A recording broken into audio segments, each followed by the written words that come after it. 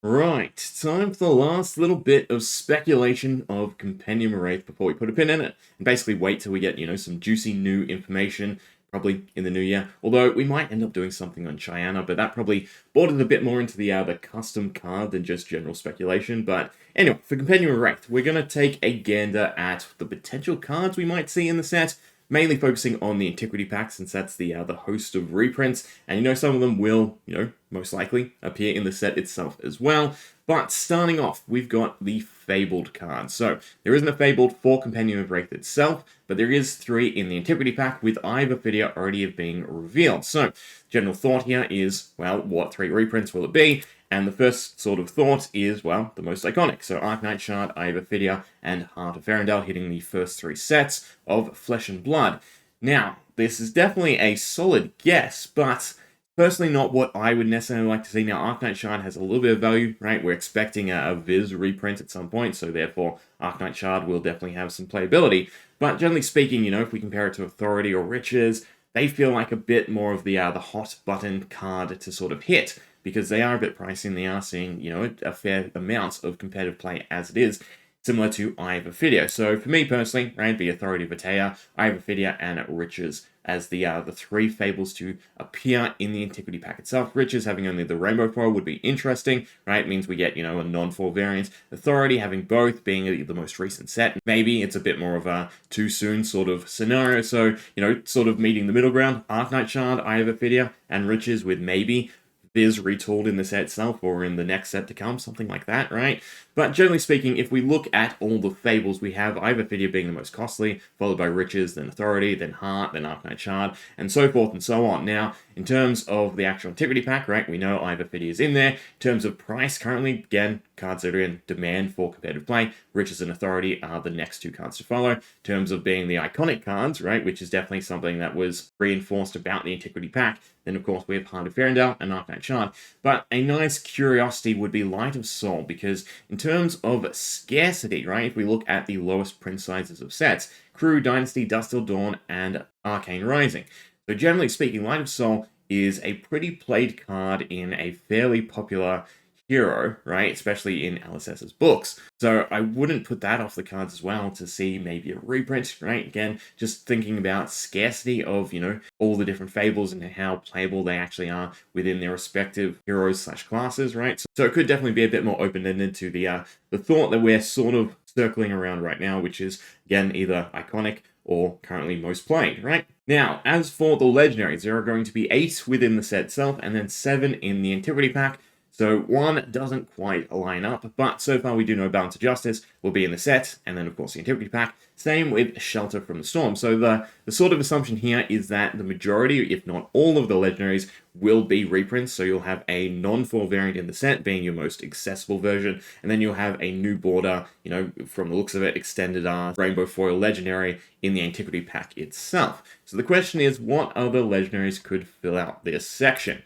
Well, for me, we've got a few decent choices. Now, we have seen teaser art for Ferendale Spring Tunic and Inline Strike, so they're definitely in the mix, but Crown Dominion, Crown of Providence, and Quick Dodge Flexes as some of those high-value generic pieces could definitely be hit. And then Command and Conquer is an interesting one, so this has definitely been thrown around by lots of different people. So Command and Conquer being reprinted in the set, but not the Antiquity Pack because it was just recently hit in the Hunted, does also sort of make sense because it is still a quite pricey card. In fact, it's more pricey than the Lion Strike itself. So if Lion Strike's getting hit, Command and Conquer could definitely do with a little bit of pressure relief as well. Now, to play sort of devil's advocate, in terms of Inline Strike, it's not that expensive of a generic staple, right? It's not necessarily generic staple across the board either. So I could almost see it not needing an accessible version within Compendium of Rathe, because that might, devalue the card a bit too much, similar to, Felling or Plow. So I could see Inline Strike just being hit in the Antiquity Pack as a nice new version, right? That's a bit more of a collector's piece, a bit more of a chase piece, and then Command and Conquer still getting the double whammy.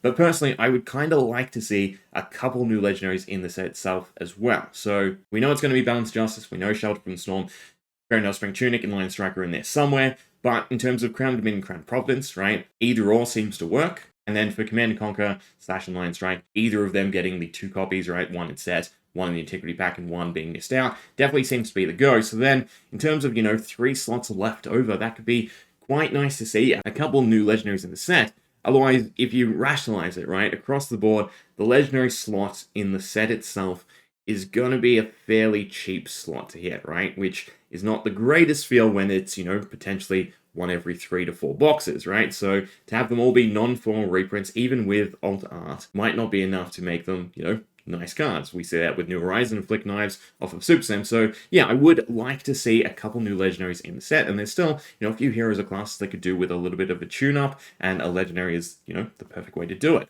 So yeah, well, it definitely does make a lot of sense that it's just a 1-for-1 with that one card exception, most likely Command and Conquer, maybe Inline Strike. I'd still definitely like to see a couple of new legendaries in the set, right, just to mix up the meta especially. Now, in terms of the Majestics, my current headspace for the inset Majestics, right, there'll be about 15 equipment, so definitely some new stuff. We've seen Savage Claw, for instance. There's going to be about 17 reprints if the Antiquity Pack, again, is 1-for-1, right, leaving about 27 other cards. So overall, this means one-ish equipment piece per class, and then 2 to 3 new Majestics per class, plus then the reprints that we get in the Antiquity Pack. So overall, that is, somewhat of a nice dynamic overall, right? Again, a third of the times, probably equipment, a third of the times, a reprint, a third of the times, another card. Although again, if you throw in the Rainbow Falls would most likely only hit the new stuff, right? I doubt equipment would, come in Rainbow Foil once again, and reprints, as we've seen through previous sets, will not be in Rainbow Foil either, right? Due to their new Rainbow Foil policy, they will not be printed.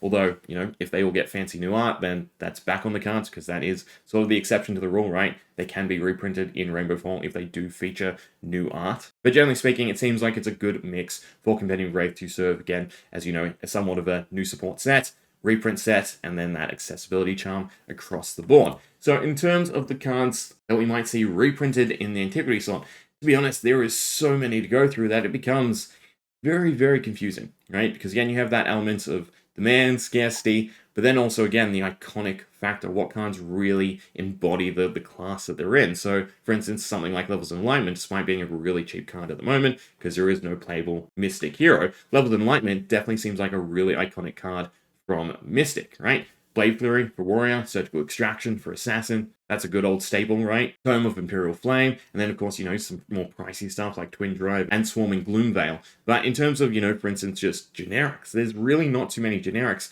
that hit that really expensive section. You've got stuff like Premeditate, Sensor, Weakest Link, and then, of course, Alliance Strike and Command and Conquer, but there isn't too many cards for them just I feel hit across the board that this will probably be a good mix of, again, stuff that's just needed for play because they want this set to be an accessible set, a set that new players can pick up and, again, get into Silver Age and then have a little bit of a jumpstart to then swap over to Classic Constructed. So, yeah, if not key class Majestics, then maybe some of the older Majestic equipment might also be hit, right? So that would be kind of cool to see, fancy new art. But in all honesty, your guess is definitely as good as mine when it comes to the reprinted Majestics. And they will also feature in cold foil, so that does sort of cancel out the potential for them to be equipment, unless, there's a few equipment that aren't in cold foil, and there's just a whole jumbled collection of reprints rather than 17 coming in normal, 17 coming in cold foil. Yeah, it's going to be a very, very curious thought to see, because, again, you do have cards that do warrant a few different copies, and then you have cards that could just benefit from a chase variant overall and don't necessarily need that cheaper version, because in terms of accessibility, they're fine at the moment. Now, in terms of the rares, 124 in the set and 10 in the Antiquity slot. So for the set, we already know there's going to be 59 rare equipment, courtesy of James White in the little pamphlet passed around at Worlds. This means about 55 other cards for the rare section, right? And again, those 10 reprints that we see in the Antiquity Pack could definitely show up in the set itself as well. So this means about 3 to 5 equipment per class, and then 3 to 5 new rares per class as well. So that, again, is really exciting numbers, right? The equipment especially for enabling new archetypes and then just filling in the gaps that Silver Age has sort of created, with it cutting out, Majestics and Legendaries, it will definitely be really cool to see. Now, as for the 10 reprints, well, again, there's that idea of iconicism or scarcity. So I personally would expect a greater focus on iconic cards rather than currently scarce cards, because we do have currently the sort of way they've handled gem packs, and then, of course, the announcement of tournament packs promising copies of much needed staples. So again, in terms of improving scarce cards, that seems to be the role of the tournament pack. So the Antiquity slot itself,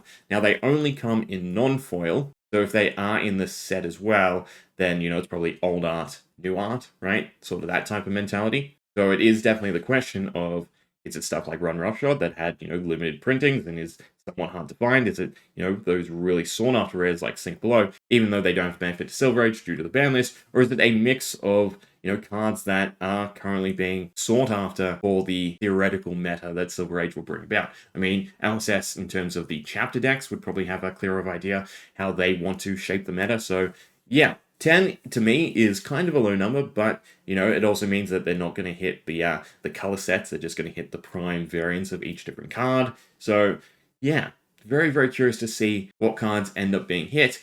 But my expectation, again, new art in the Antiquity, still featuring in the set itself, but with that old art. Now, for the commons, 142. So there's no commons in the Antiquity pack. There's the 3 slots, right? So you get your non-foil rare, then you get your non-foil / cold foil, Majestic or Fable, and then you get your puzzle piece / rainbow foil legendary. So they're just for the set itself, and obviously the idea here is Compendium Rathe is not a draftable set. There is no limited focus, so these are potentially all going to be how the reprints are handled, or a bunch of really good new stuff, because 142 is definitely a hefty amount for a non-draftable set. So that's roughly 12 per class, or 4 color sets if they hit the normal metric, although I feel they can definitely move away from that. They definitely have a better understanding of their game and its design when it comes to supplemental sets, and not every color variant of every card is warranted. So it would be cool to see them move away from that and just hit a whole bunch of really good stuff. But yeah, I think if there's anywhere for them to stick the reprints,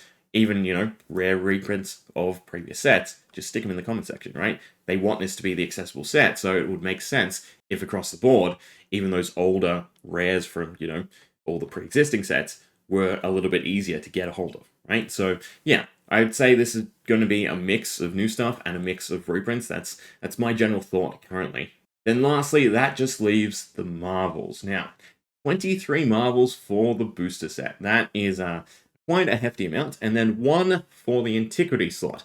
We'll start off with the set, right? So the thought for me is equipment, or potentially, again, new hero, new class. I still would put money on a Necromancer, right? LSS like to have a few options when it comes to their classes in play. So another Necromancer, an actual playable one, if we exclude, the cosplay promo, could definitely be on the table. And in terms of, that hefty 23 Marvels, it does sort of make sense, right, for them to hit a whole bunch of allies in terms of a Necromancer, or at least a class / hero with a core set of cards that fit the general, Marvel trend. The other thought in that, of course, is just we get equipment Marvels, right? So we've seen the quick dodge flexes unveiled for head of play recently, right? So it definitely makes sense if some of the new equipment gets that same Marvel treatment, or potentially this is a way for them to handle some of those reprints, right? So again, although they can't come in cold foils, they've been printed in cold foil before. We have seen Rainbow Foil Marvels work, right? So equipment being Rainbow Foil Marvels isn't something I'd necessarily rule out, right? LSS can definitely explore their options in how they treat new things and how they try and create those different variants, all having a different rationale and value to them. But generally speaking, creating that one really accessible version. So although equipment across the board outside of legendaries isn't too, extremely costly, right? There are definitely some of the older Majestic pieces that could benefit from a reprint just for the sake of, again, accessibility. So it's that question of how will they handle that. Simplest way is, of course, a non-foil variant in the set, easy enough to pick up. But yeah, I wouldn't put it past the Marvel slot being a whole bunch of equipment, be it old or new stuff. Most likely new stuff, if it is going to be equipment that they hit, right? Probably just the core set of Silver Age equipment, right? To give some really exciting chase to kickstart the format. But again, don't rule out a possible new hero, right? Because that would definitely be interesting indeed. Now, in terms of the Antiquity pack, I've got 3 solid guesses, I feel, right? And that's Inline Strike, Fairendale Spring Tunic, or, of course, Cheyenne. Now, Cheyenne, if she does come in a cold foil Marvel, it would be a new card with new art, right? So, there is that thought of how would Cheyenne be redesigned to fit Silver Age, and that is definitely a curious thought. Maybe we'll do something on that, right? But let me know what you think. Otherwise, Inline Strike and Fairendale Spring Tunic. So Inline Strike could definitely benefit from a Marvel variant, from a Supreme Chase variant of the card. It is a really iconic card, so that would be, just phenomenal, right? I could definitely see that being the one Marvel in the Antiquity slot. But, we gotta just say it for what it is. The Fairendale Spring Tunic is gorgeous, and it, ticks off the waifu element, does it not? So yeah, to have that as a Marvel as well, again, could just be a Rainbow Foil Marvel. They do exist, would be interesting as well. But I think number one would definitely be Inline Strike as a cold foil Marvel, right? Super hard to collect. You know, the ultimate flex is your playset, right? New Hero Shiana, possibly, or of course, a limited Marvel Rainbow Foil variant of the gorgeous new Foundel Spring Tunic art, right? It is coming in extended art for its legendary reprints, but yeah, a full Marvel variant, I definitely do think that would look pretty nice. But there we go. That's my last batch of speculation when it comes to Compendium of Rathe. What are your thoughts currently, right? What are you hoping for in the set? What do you want to see, and what do you think would be a nice pull from left field, right? Anyway, hope you enjoyed. See ya.